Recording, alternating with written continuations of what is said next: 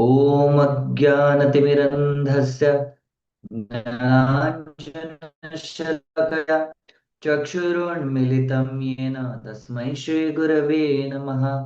श्रीचैतन्यमनोभीष्टं स्थापितं येन भूतले स्वयं रूपकदा मह्यं ददाति स्वपदान्तिकं।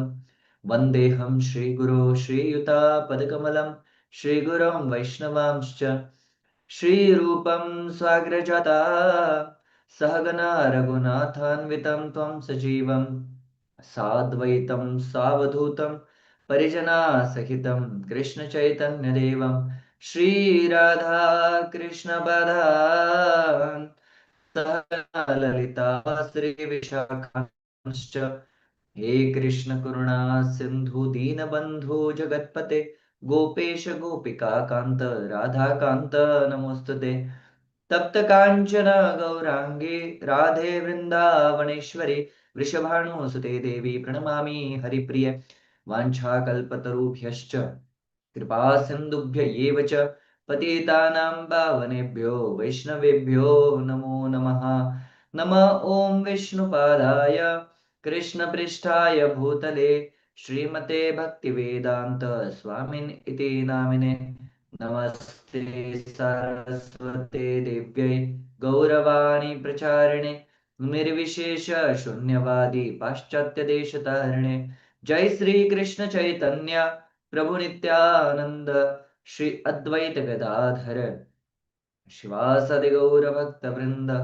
हरे कृष्ण कृष्ण कृष्ण हरे हरे हरे राम राम राम हरे हरे। हरे कृष्ण।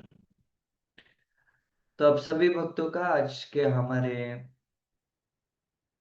हिंदी वैष्णव सदाचार जो क्लास है इसमें स्वागत है। पिछले हफ्ते वृंदावन यात्रा के कारण हम हमारा वैष्णव टिकट क्लास नहीं ले पाए थे। तो आज हम जो पिछली बार हमने देख चुके हैं उसके आगे का जो पार्ट है उसको हम आज देखेंगे और उससे हम हमारे जीवन में वैष्णव सदाचार का पालन करने के बारे में देखेंगे। तो पिछली बार हमने देखा था वैष्णव किस पद्धति से अपने जीवन में मंदिर में आते हैं तो उन्होंने क्या क्या चीजों का पालन करना चाहिए।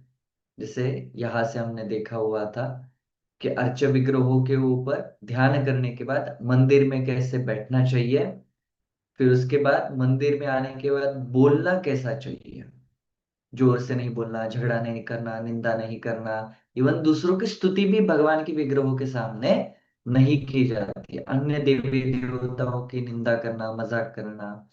वस्त्र एवं वेशभूषा के बारे में हमने देखा हुआ था कि हम बहुत बड़े और बहुत ऑपुलेंट ऐसे कोई भी वस्त्र भगवान के सामने ऐश्वर्यशाली नहीं पहनते हैं। भगवान के सामने हम किसी भी पद्धति का इत्र वगैरह या डिओड्रेंट ये वगैरह लगा के नहीं आते। भक्तों में पुरुषों ने धोती कुर्ता पहनना चाहिए और माताओं ने हमेशा क्या पहनना चाहिए, साड़ी पहनना चाहिए भगवान के सामने। ये हम लोगों ने देखा था। और जितने भी सारे माता है उन्होंने भगवान के सामने जब आते हैं या वरिष्ठ वैष्णवों के सामने जब हम आते हैं तो उस समय अपना जो सर है वो हमेशा ढका हुआ रहना चाहिए। इस पद्धति से बुलाए। तो इसके आगे देखते हैं हम लोग कि आगे हमें क्या बताया गया है।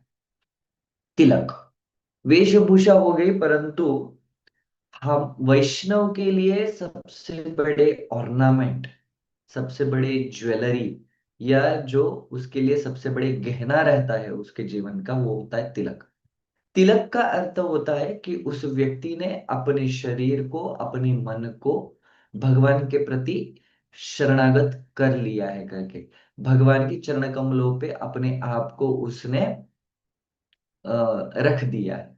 ये तिलक का सिंबॉलिक रिप्रेजेंटेशन रहता है। तिलक इसे दर्शाता है कि ये व्यक्ति भगवान के प्रति अपने जीवन को समर्पित कर चुका है करके। तो ये तिलक लगाने की विधि जो है श्रील प्रभुपाद ने श्रीमद् भागवतम में लिखी हुई है, 4.12.28।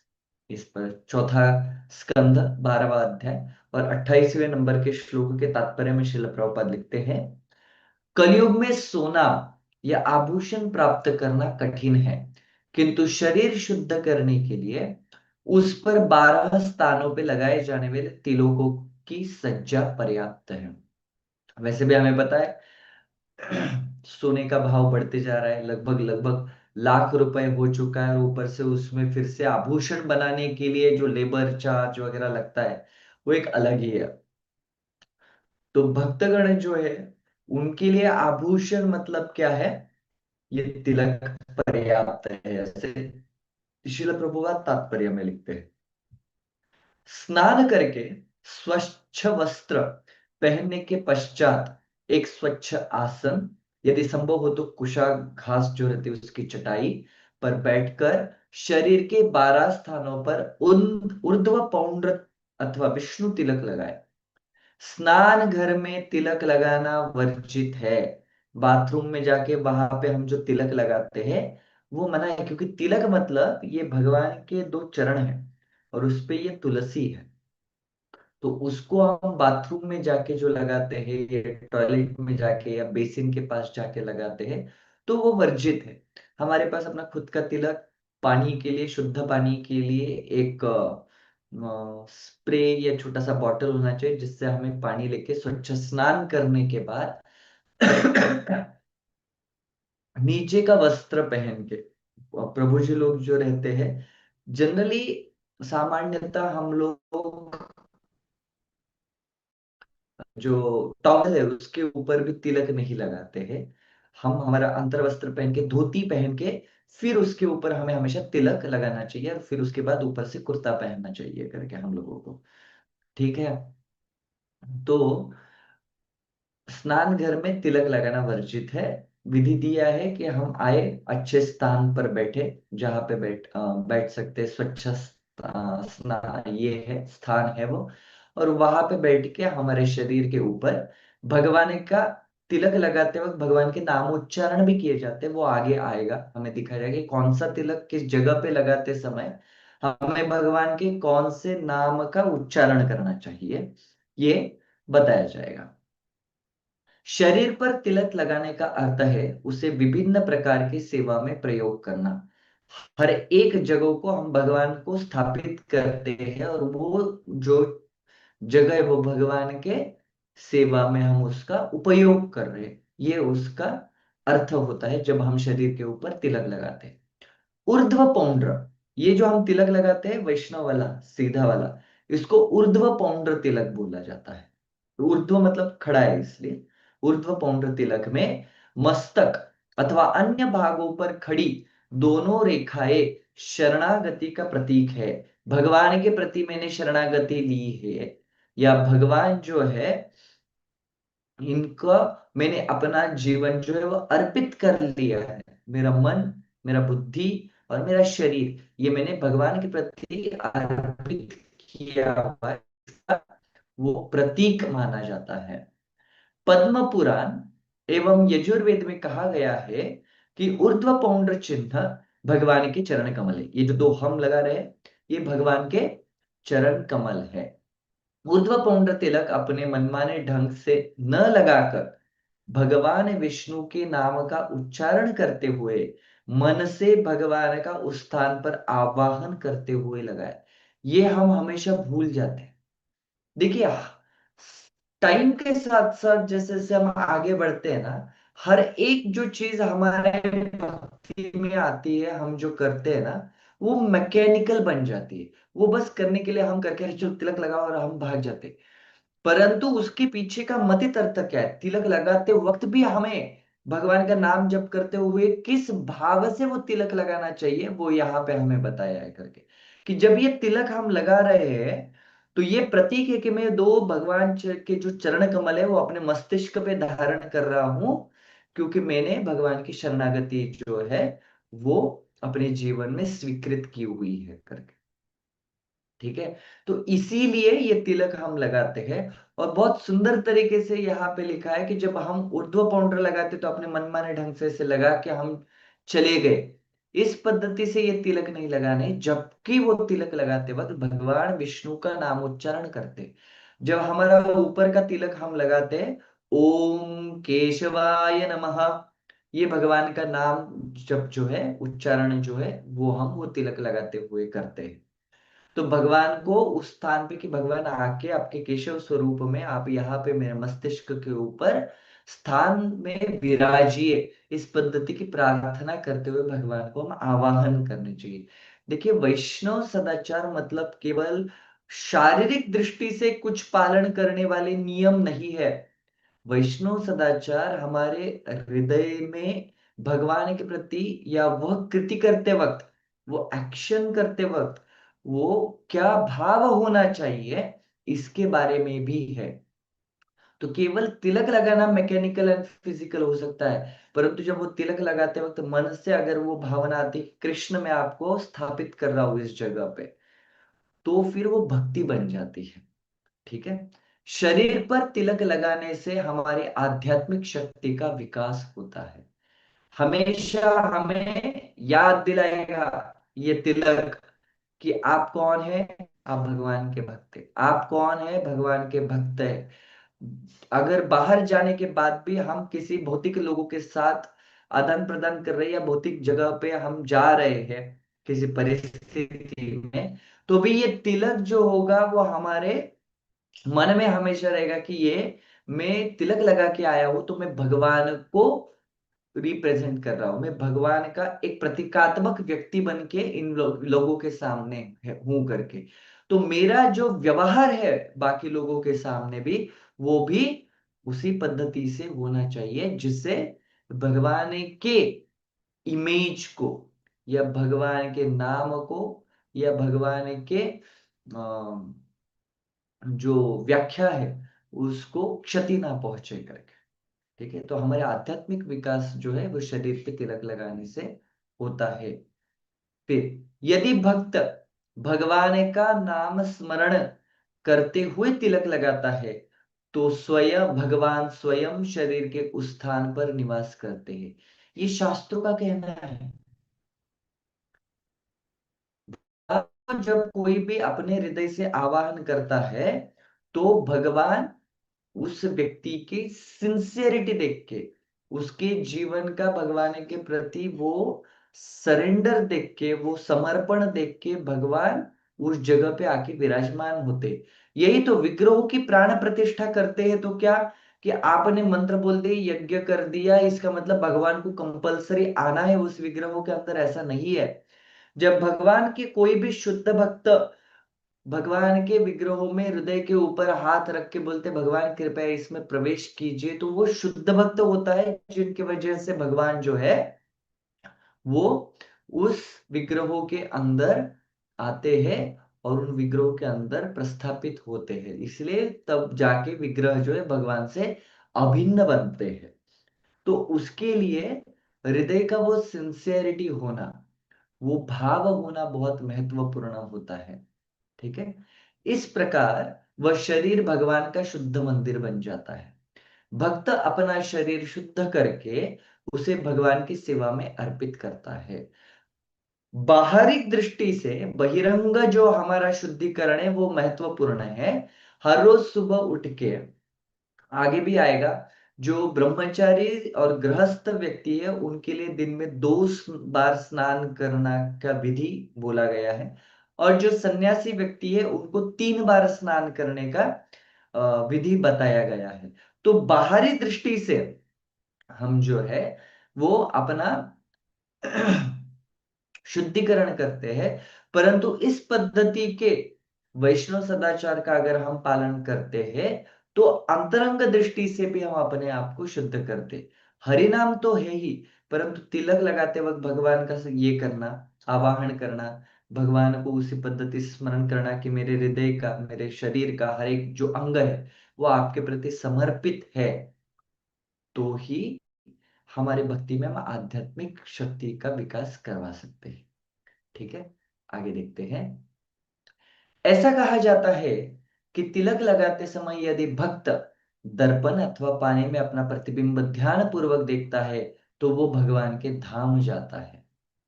ठीक है, इसलिए ये नहीं कि हाँ देखो मैं तो कितना हैंडसम और मैं कितना सुंदर दिख रहा हूं, इस पद्धति से अपना प्रतिबिंब नहीं देखना है। भगवान का लगा हुआ है तो मैं अपने आप को समर्पित कर रहा हूं भगवान के प्रति। इस भावना से अगर हम तिलक लगाते हुए भक्त अगर दर्पण में या पानी में देखते हैं अपने आप को, तो क्योंकि यह तिलक जो है इसमें भगवान का आवाहन करते वक्त हम भगवान का स्मरण कर रहे हैं और हम अपने आप को भगवान के प्रति शरणागत कर रहे हैं। इस भावना की वजह से हम भगवत धाम जाएंगे, ना कि अपना सुंदर सा मुखड़ा देखने के बाद।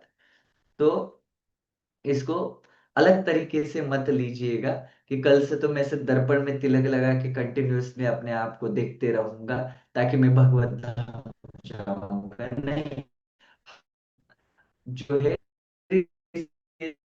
शरीर के प्रति ज्यादा कॉन्शियस हो जाएंगे, चेतना हो जाएगी, ना कि भगवत चेतना बनी।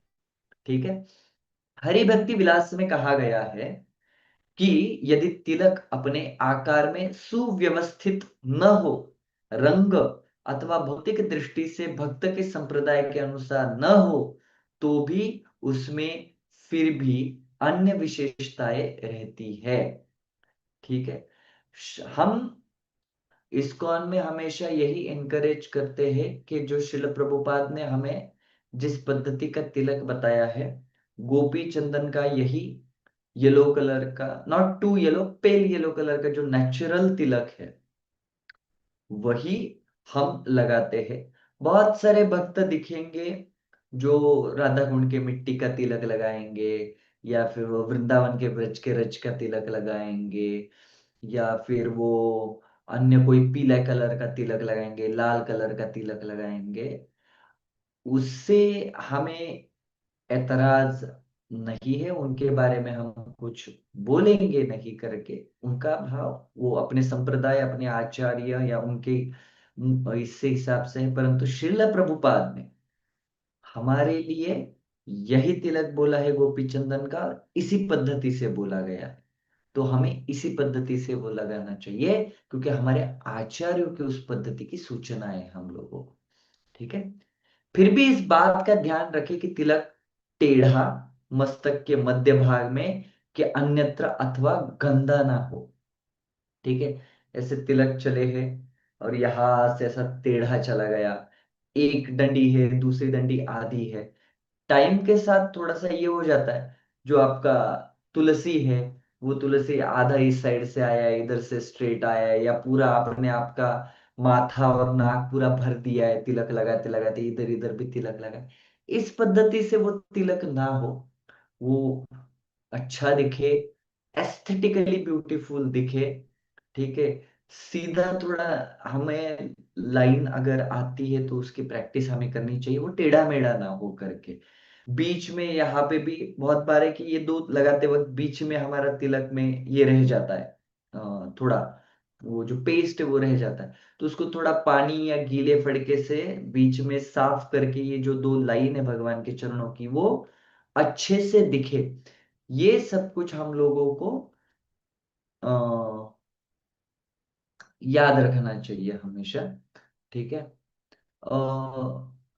यहाँ पे आशीष अग्रवाल प्रभु ने लिखा हुआ है कि उनको जो आवाज है वो अच्छे से नहीं आ रही है। सभी को यही प्रॉब्लम है कि वॉइस ब्रेक हो रहा है या इको आ रहा है वगैरह, ऐसा कुछ है यहाँ पे सबको, या सबको अच्छे से सुनाई दे रहा है? ओके, पूनम माता जी नो बोल रही है, बट ठीक है, ओके, हाँ। हाँ, ओके प्रभु जी। ओके ओके ओके, हरे कृष्णा, धन्यवाद। फिर उसके बाद श्रील प्रभुपाद ने न्यूयॉर्क के भक्तों को निर्देश देते हुए कहा, अपने हाथ में गोपी चंदन घिसते समय नीचे न गिराए, उसे व्यर्थ न करे क्योंकि गोपी चंदन अत्यंत मूल्यवान है। ऐसा ना, पानी लेने के बाद ये हाथ से गिर रहा है, यहाँ से गिर रहा है, ऐसा नीचे गिर रहा है, और जहां पे हम तिलक लगाते हैं उस जगह पे आप देखिएगा, उस जगह पे अगर हमने हमारे खिड़की के पास में या फिर हमारे जो आईना दर्पण जहाँ पे रहता है वहां पे हम तिलक रखते हैं, तो सब जगह पे तिलक तिलक वो हमारे मिरर के ऊपर, आईने के ऊपर भी तिलक रहता है, कहीं पे भी हम उसको जाके ऐसे पोंछ के चले जाते हैं करके। इस पद्धति से गोपी चंदन हमें बिल्कुल भी व्यर्थ नहीं करना चाहिए। सर्वप्रथम यदि वह नीचे गिर जाए तो उसे तुरंत साफ कर देना चाहिए। बाई हाथ में तिलक बनाते हुए मस्तिष्क के ऊपर वो लगाते हुए योग्य नाम उच्चारण करना चाहिए। तो पानी लेते, पानी का भी अंदाजा होना चाहिए। बहुत सारा पानी यहाँ पे भर दिया है और उसमें तिलक घिस रहे तो इधर इधर से गिर रहा है, ऐसे नहीं। 13 तिलक आपको 12 तिलक लगाने के लिए 2 ड्रॉप ऑफ वाटर जो है ना वो इनफ हो जाता है, 2 या 3 ड्रॉप ऑफ वाटर। और उसमें तिलक लगाते हुए टू मच वाटर ही नहीं होना चाहिए वो, और बहुत गाढ़ा हो गया है कि तुरंत सूखते जा रहा है, ऐसे भी नहीं। एक थिक पेस्ट बनानी है, ठीक है। और फिर हमारा ये जो उंगली है, इसको अनामिका बोलते हैं शायद से, अनामिका बोलते होंगे। तो इस उंगली को जो है, इसको उसमें परफेक्टली डुबो के थोड़ा सा साइज बनाते हुए फिर हमें वो तिलक इस पद्धति से ऊपर लगाना चाहिए। पहला एक बार लगा के उसी को थोड़ा सा और बीच में से साफ करते हुए ये 2 लाइन परफेक्ट है। अगर वो ऊपर तक नहीं आना है, आ रहा है, तो फिर से थोड़ा सा पेस्ट लेके जो बचा हुआ जगह है वहां से हम लोगों को इस तरीके से उसको लेना चाहिए, ठीक है। और फिर गीले कपड़े से थोड़ा सा बीच में से साफ कर लेने का।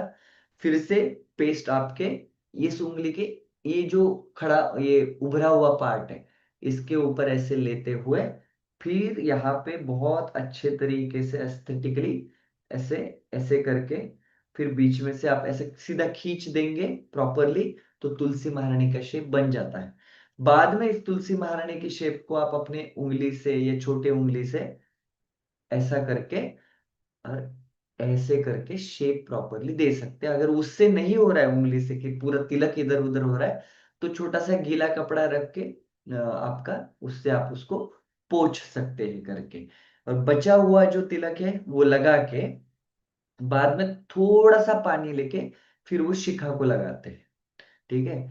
तो याद रखना है कि यहां से जाते वक्त आपके पूरे बाल भी खराब ना हो, माताओं के या प्रभु जी के भी जिनके बाल बड़े हैं, यहाँ पे बहुत बाल खराब ना हो, तो आपके गीले कपड़े से वहां का एक्स्ट्रा वाला जो तिलक है आप पोंछ सकते हैं। और जब बचा हुआ आप पीछे लगाते हैं, अगर बहुत ज्यादा है तो उसको लेके वापस से आपके तिलक के डब्बे में भर दीजिए, थोड़ा सा पानी लेके। वो पानी केवल हमें क्या करना होता है, शिखा को लगाना होता है लास्ट में जब हम ओम वासुदेवाय नमः बोलते हैं उस समय।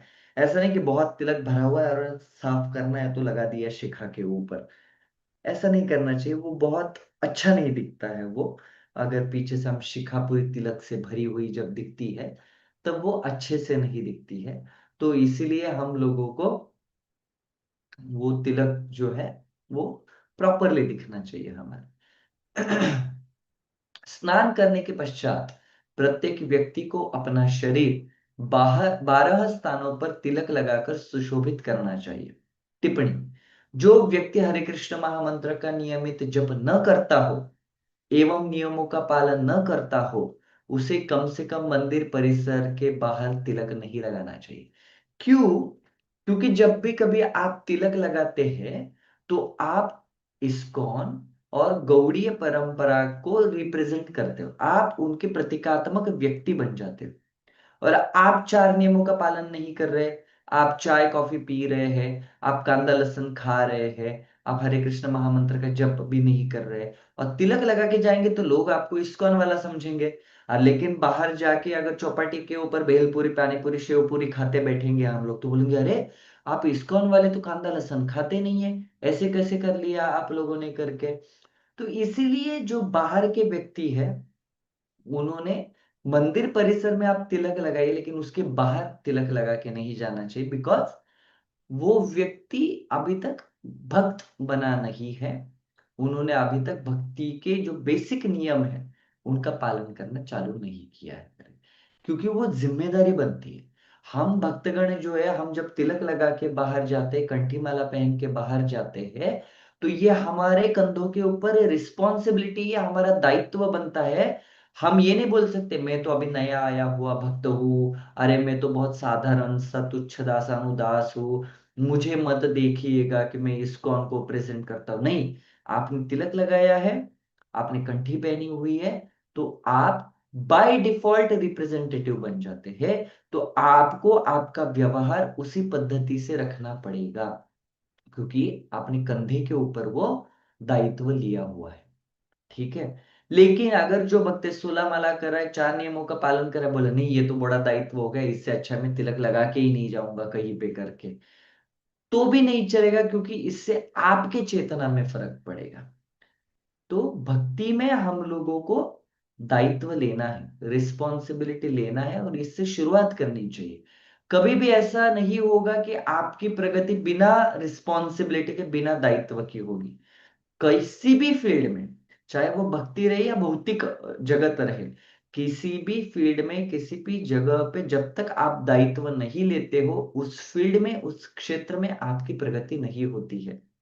तो अगर आध्यात्मिक जीवन में भी हमें प्रगति करनी है, अगर हम चाहते हैं कि मेरा हर एक दिन भक्ति में आगे मैं बढ़ूं, तो हमें भक्ति में दायित्व लेना सीखना पड़ेगा, रिस्पॉन्सिबिलिटी लेना सीखना पड़ेगा। आगे है केश और बाल। बाल कैसे होने चाहिए? पुरुष ब्रह्मचारी एवं सन्यासियों को सप्ताह में एक बार मुंडन करना चाहिए, एवं सुव्यवस्थित शिखा रखनी चाहिए।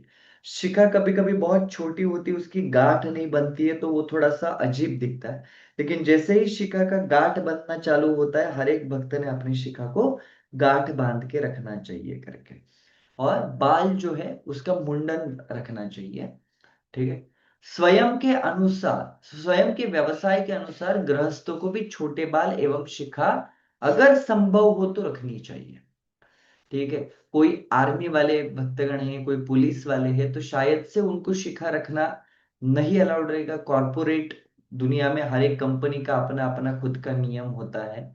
परंतु अगर उस जगह पे हम दाढ़ी करके जाते हैं और हमारे बाल अच्छे से व्यवस्थित रखते हैं, नॉट वो कलयुगी फैशन कि शिखा इस जगह की जगह लगे, लोग यहाँ पे रखते हैं, इधर सब कुछ छोटा करके यहाँ के बाल बढ़ा देते हैं, या टू मच ऐसा लंबे लंबे बाल करके पोनी बांध देना या उसकी जटा बांध देना, because it looks beautiful, it's not good. ये वैष्णव सदाचार में नहीं आता है।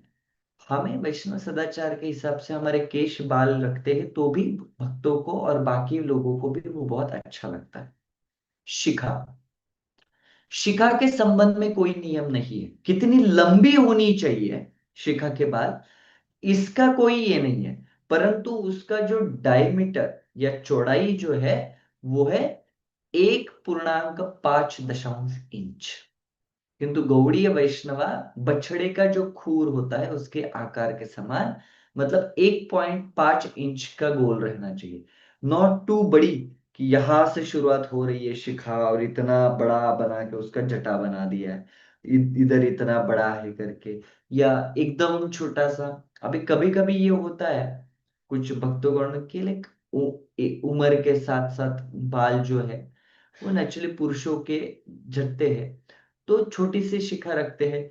कुछ लोग भक्तगण हैं जो बाहर, उनका विदेश में आना जाना होता है, तो उनके लिए शिखा भी थोड़ा सा तकलीफ देता है लोगों के नजर में आने के बाद, तो वो एकदम छोटा सा रखते हैं। तो अपनी व्यवसाय के अनुसार, अपने कार्य प्रणाली के अनुसार ये चीजों को हम अपने जीवन में ले सकते हैं कि एग्जैक्टली शिखा जो है हमारी, वो किस पद्धति से रहनी चाहिए। ठीक है। अभी ये देखिए, जो भक्तों का शिखा बड़ा है और लंबा है, स्पेशल बाल लंबे हैं, उन्होंने क्या करना चाहिए? सोते समय, अंतिम क्रिया जाते समय और शौच करते समय शिखा को खोल देना चाहिए। 3 जगह पे पुरुषों ने, प्रभु जी ने अपने शिखा को, शिखा के बालों का जो गांठ बनता है उसको खोल के रखना चाहिए। कहाँ कहाँ पे? जब आप सो रहे हैं उस समय, जब आप स्मशान भूमि में अंतिम क्रिया, दश क्रिया वगैरह में गए हैं, या फिर आपके घर में ही सूतक है, तो उस समय। और शौच, शौच में भी जब 1 नंबर जाते तब छोड़ने की आवश्यकता नहीं होती है। जब व्यक्ति 2 नंबर के लिए जाता है तब उसको वो छोड़ के रखना चाहिए होता है। बिना गांठ की शिखा कुटुंब में हुई किसी व्यक्ति के मृत्यु को दर्शाती है। इसलिए शिखा को हमेशा गांठ बांध के रहना चाहिए। केवल इन समयों पे हम शिखा की गांठ को खोल सकते हैं। कुछ कुछ भक्तों की शिखा जो है उनकी गांठ नहीं बनती क्योंकि वो छोटे हैं, तो प्रॉब्लम नहीं है उसमें, छोटी है तो ठीक है, परंतु ऐसा नहीं कि सब जगह पैसे वो फैली हुई रहनी चाहिए करके वो शिखा। ठीक है, उसको प्रॉपर हमारे बालों के साथ या इसके साथ हमें रखना चाहिए कि शुड नॉट बी डिसहेल्ड, बोलते हैं उसको। डिसहेल्ड मतलब ऐसी फैली हुई नहीं रहनी चाहिए, आधे बाल इधर आधे बाल इधर करके। ठीक है, ऐसा पुंज का बना हुआ है यहाँ पे पीछे, ऐसा नहीं होना चाहिए। या फिर कुछ भक्तगण है जो अपनी शिखा को इतना निग्लेक्ट करते कि उसकी जटा बनना चालू हो जाता है, वो भी नहीं होना चाहिए कभी। ठीक है। और बिना गांठ की शिखा मृत्यु को दर्शाती, मतलब अपने कुटुंब में भी किसी की मृत्यु हो गई है और हमें सूतक पीरियड है, ठीक है, तो उस समय हमें शिखा खोल के रखनी चाहिए। इसीलिए इसे अशुभ माना जाता है। ऐसा कहा जाता है कि यदि कोई शिखा को खोल कर रखता है तो वह दुर्बल हो जाता है, शारीरिक दृष्टि से वो व्यक्ति कमजोर पड़ता है, और वो आध्यात्मिक दृष्टि से भी कमजोर बनना चालू हो जाता है। तो इसलिए शिखा को हमेशा बांध के रखना चाहिए।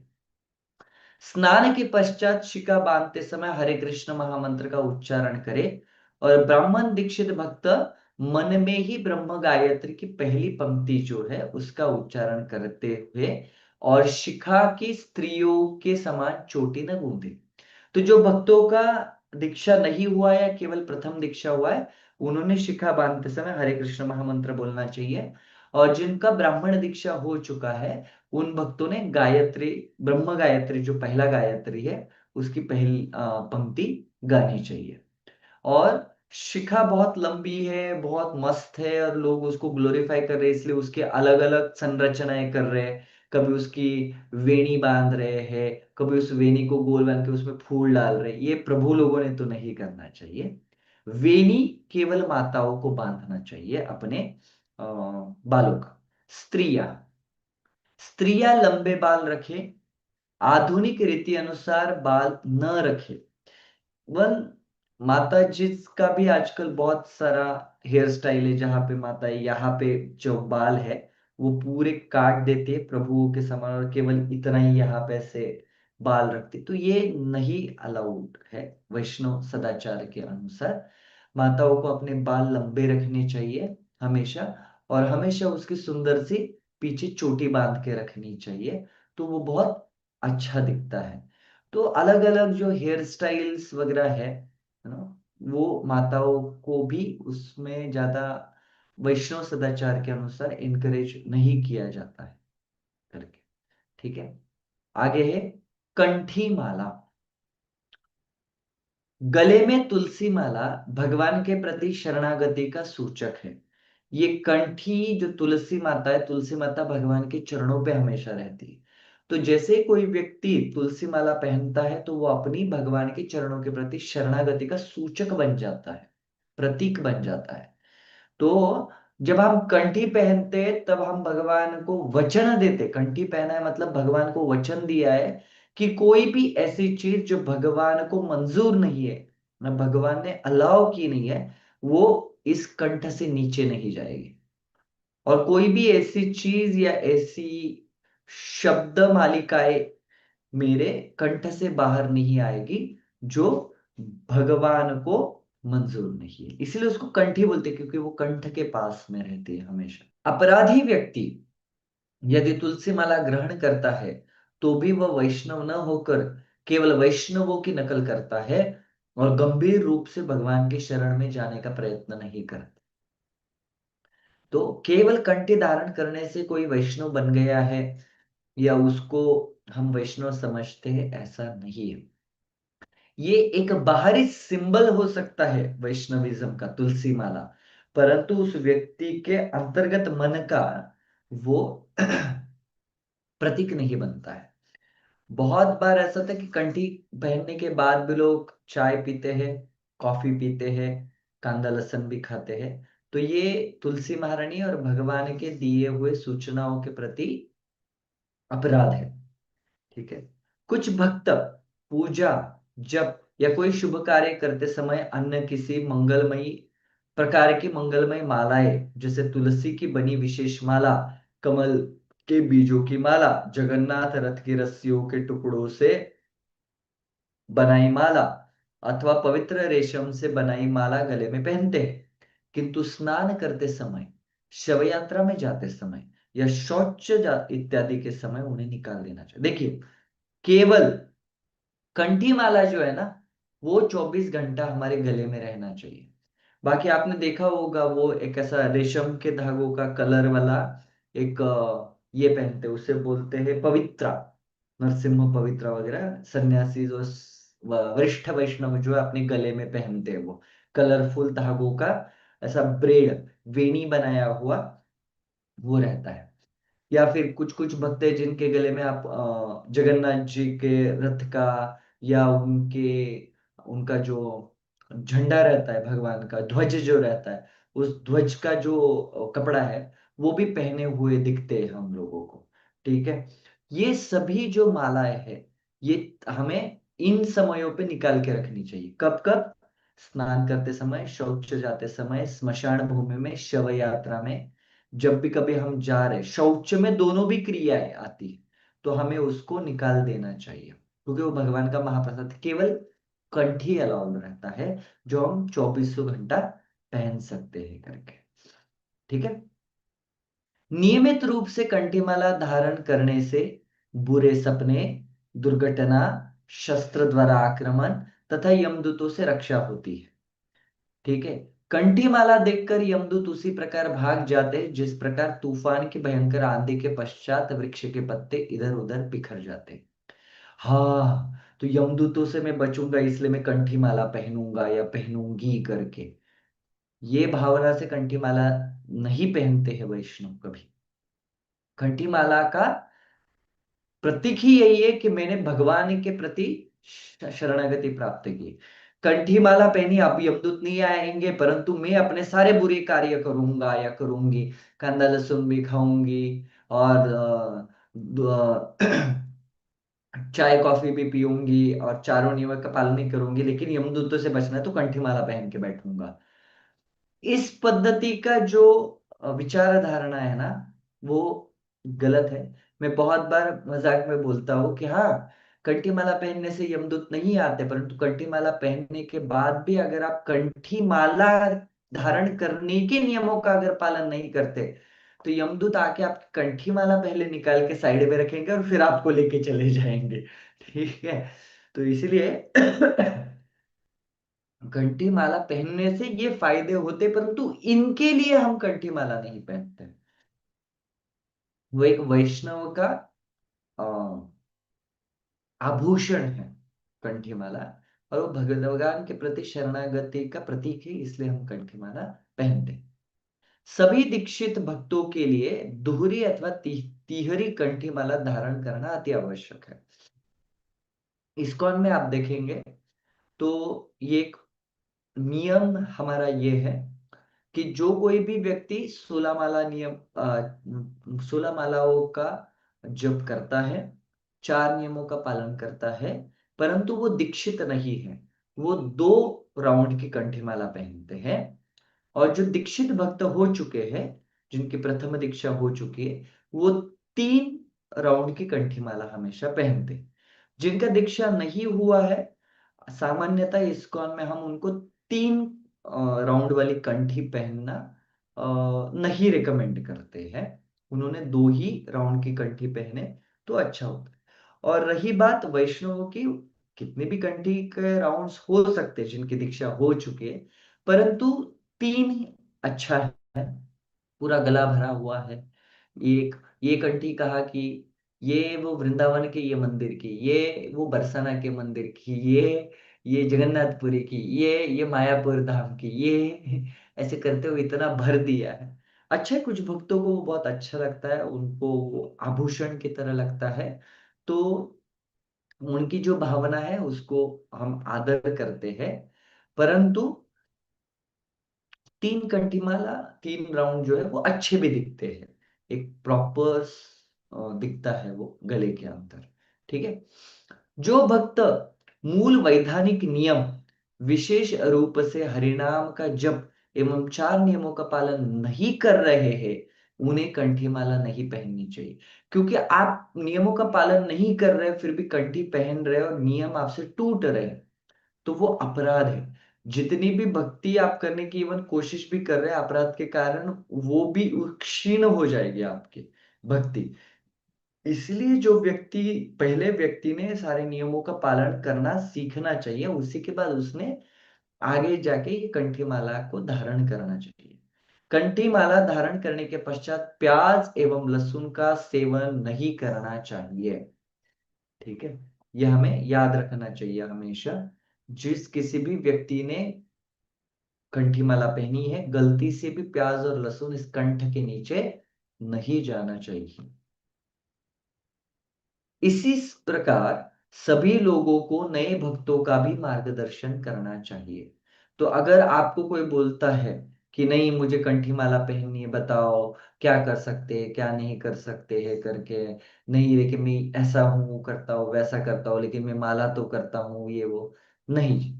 जब तक सारे नियमों का पालन हम नहीं करते हैं तब तक हमें कंठी माला का धारण नहीं करना चाहिए। फिर दाढ़ी एवं मूछे, प्रभु जी लोगों के लिए ये नियम है दाढ़ी मूछों का। जो भक्त दीक्षित है अथवा दीक्षा लेने की तैयारी में है, उन्हें दाढ़ी एवं मूछे नहीं रखनी चाहिए। ठीक है। मैं क्षमा चाहता हूं क्योंकि मुझे हफ्ते में 2 बार करना पड़ता है। पता नहीं भगवान की कृपा से मेरे जो ये बाल और दाढ़ी है इनका जो प्रोडक्शन है बहुत जल्दी जल्दी हो जाता है करके, तो कभी कभार थोड़ा थोड़ा बड़ा हुआ रहता है। परंतु मैं कोशिश करता हूँ हमेशा कि मैं हफ्ते में 2 बार करूं, परंतु अगर मैं कहीं प्रवास में हूँ, कहीं जर्नी में हूँ या कहीं यात्रा में वगैरह हूँ तो मुश्किल जाता है हर एक व्यक्ति को ये करना। परंतु हमें देखना चाहिए कि ये सब बहुत बढ़ गया है और एकदम बाबा जी बन गए, ऐसा नहीं होना चाहिए। हमेशा अपने बाल और वैश्य जो ब्रह्मचारी है उन्होंने अपना केश मुंडन करना चाहिए और दाढ़ी का भी मुंडन करना चाहिए हमेशा। और गृहस्थों ने भी अपने बाल रखे अपने इसके अनुसार, प्रैक्टिकल व्यवसाय और वगैरह उसके अनुसार तो चल जाएगा, लेकिन अपने जो दाढ़ी है उन्होंने हमेशा काटनी चाहिए करके। कुछ भक्तों को अगर है प्रॉब्लम रहता है कि जैसे दाढ़ी करने के बाद उनका चेहरे को प्रॉब्लम आता है या फिर उनको सूट नहीं करता है दाढ़ी बहुत करना करके, तो ऐसे भक्तों ने ट्रिम करना चाहिए हमेशा। लेकिन दाढ़ी जितना छोटा हो सके उतना अच्छा है। कुछ विशेष वैष्णव लगभग 15 दिन में अथवा पूर्णिमा को मुंडन करते हैं एवं चातुर्मास के एक समय बिल्कुल भी मुंडन नहीं करते। प्रचार की दृष्टि में विशेष तौर पर अन्य उचित कारणों के अपवाद के अतिरिक्त नियमित रूप से मुंडन करना एक आदर्श है। तो गौड़ीय वैष्णविज्म में इवन आज भी हम गौड़ीय मठ में वगैरह देखते हैं तो उनके बहुत सारे सन्यासी और ब्रह्मचारी जो भक्त है वो केवल पूर्णिमा टू पूर्णिमा जो केश मुंडन करते हैं या 15 दिन में एक दिन करते हैं करके। हमारे यहाँ पे प्रचार के हिसाब से अ, हमेशा मुंडन करके रखना, क्लीन रहना, ये रिकमेंडेड किया है शिल प्रभुपाद ने भी। और आप देखेंगे हमारे जो गुरु महाराज वगैरह भी रहते हैं वो भी बहुत बार आपको क्लीन मुंडन किए हुए ही दिखाई देंगे। और रही चातुर्मास के टाइम पे दाढ़ी और ये सब कुछ बड़ा ना, कुछ भक्त वो समर्पण की भावना से करते हैं, कुछ भक्त बोलते नहीं भी करते हैं, तो उसमें कोई ऐसा हार्ड एंड फास्ट रूल नहीं है इस्कॉन में। भक्तों को अधिक कीमती एवं चमकीले आभूषणों, महंगी एवं मनोहर घड़ियों इत्यादि का प्रयोग नहीं करना चाहिए। आवश्यक होने पर स्त्रियां सावधानी पूर्वक स्वाभाविक आभूषणों का वर्ण करें एवं पुरुष यदि संभव हो तो सोने की अंगूठी, जंजीर एवं अन्य आभूषणों का प्रयोग न करें।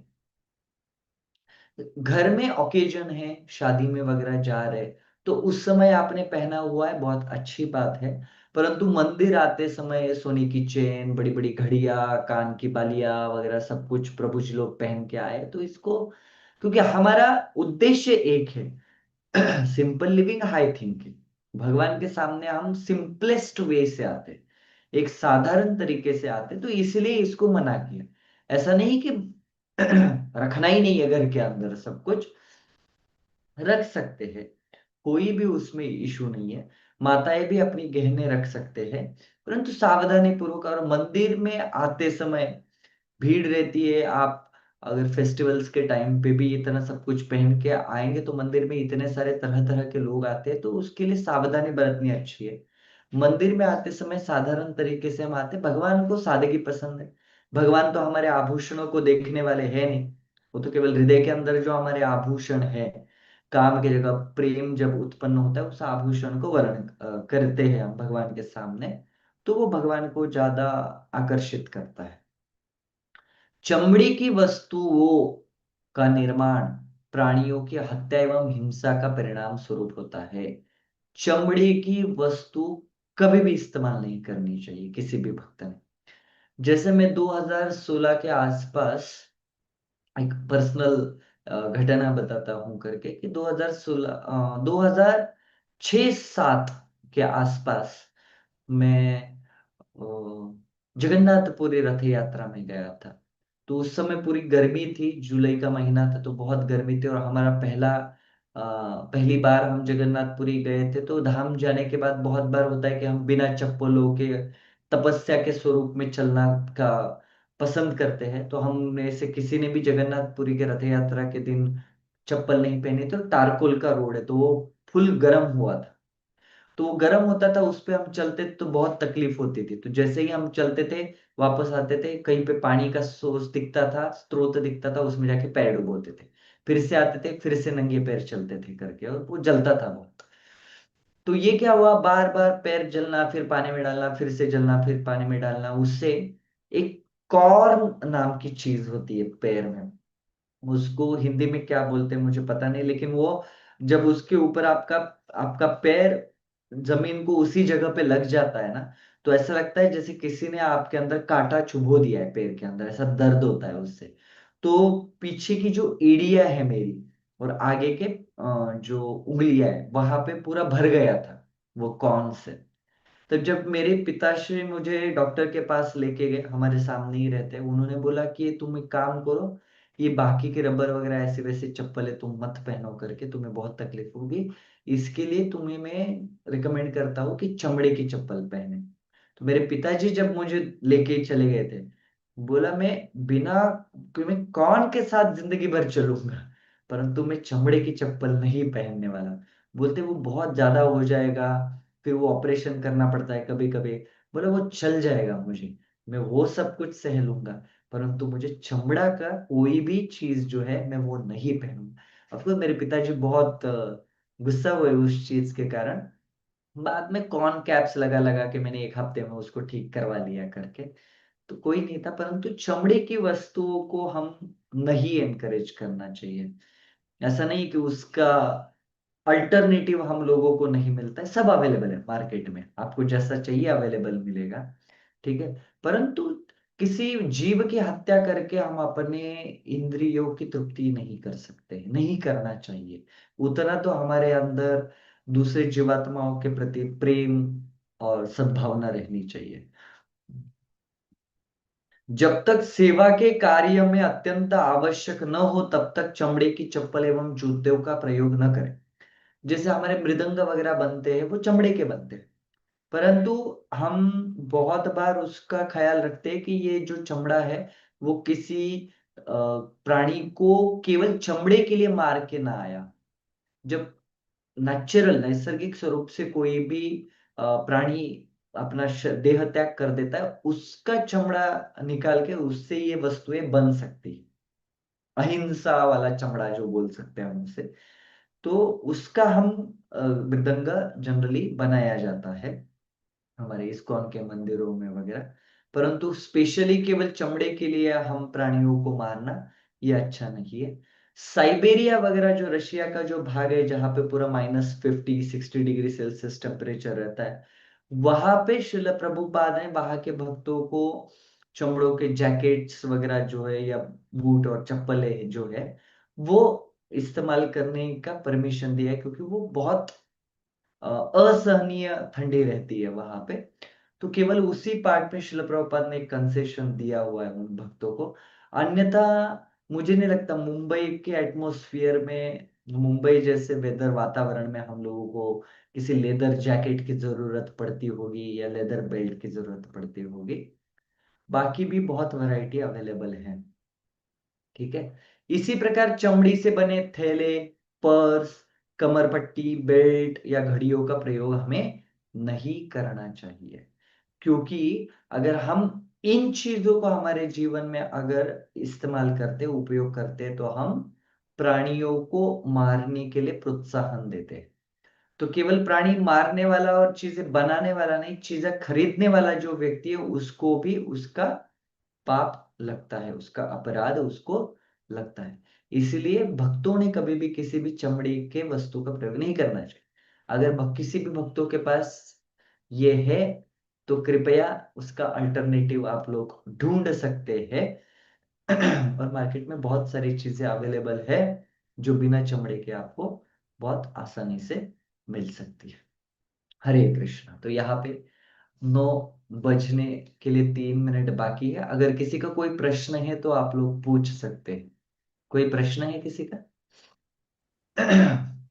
श्रील प्रभुपाद की जय। निताय गौर प्रेमानंदे।